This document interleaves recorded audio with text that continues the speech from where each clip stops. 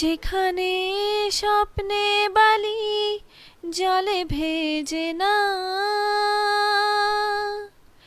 সেখানেই হয়তো তোমার আজ ঠিকানা।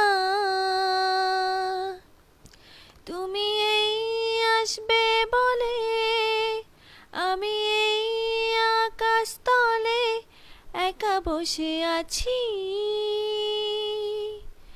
জানো কি আজ মাঝরাতে ঘুম ভেঙে গেছে, যেন তোমারই ঠোঁট স্পর্শ করেছে।